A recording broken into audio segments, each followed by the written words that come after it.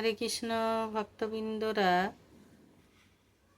আজ 4 শ্রাবণ 1432 বঙ্গাব্দের 21শে জুলাই সোমবার কামিকা একাদশী ব্রত।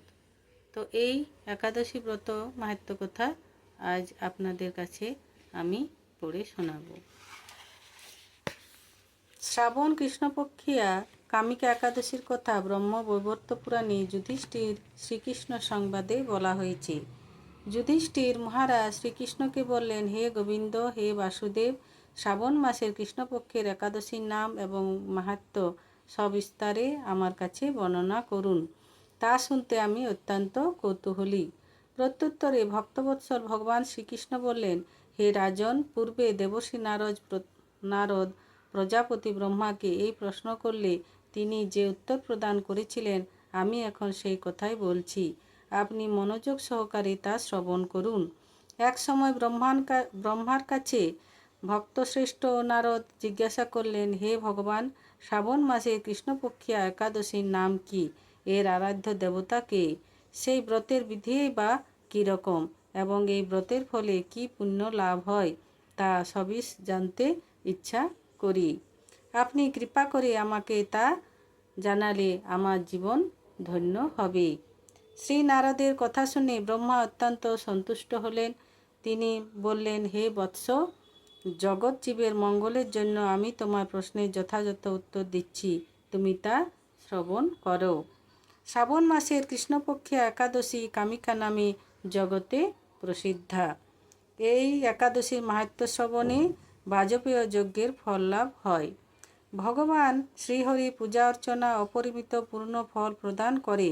গঙ্গা, গোদাবরী, কাশী, নৈমিষারণ্য, পুষ্কর ইত্যাদি তীর্থ দর্শনের সমস্ত ফল একমাত্র কৃষ্ণ পূজার মাধ্যমে কোটিগুণ লাভ করা হয়।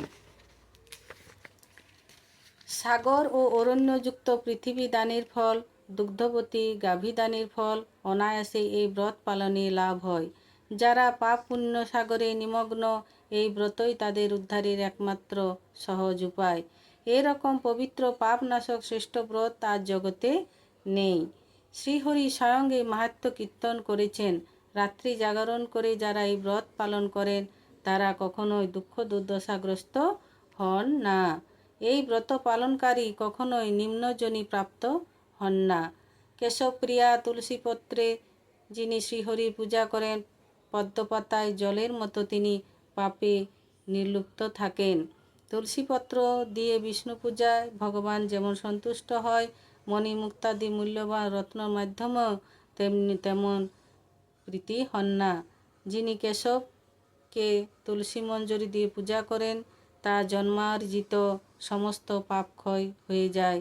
এই প্রসঙ্গে ব্রহ্মা বললেন, হে নারদ, যিনি তুলসীকে প্রত্যহ দর্শন করেন তা সকল পাপ রাশি বিদরিত হয়ে যায়। যিনি তাকে স্পর্শ করেন তা পাপ মলিন দেহ পবিত্র হয়। তাকে প্রণাম করলে সমস্ত রোগ দূর হয়। তাকে জল সিঞ্চন করলে যমও তার কাছে আসতে ভয় পান। শ্রী হরিচরণে তুলসী অর্পিত হলে ভগবত ভক্তি লাভ হয়। তাই যে কৃষ্ণ ভক্তি প্রদায়িনী তোমায় প্রণাম করি। হে কৃষ্ণ ভক্তি প্রদায়িনী, তোমায় প্রণাম করি।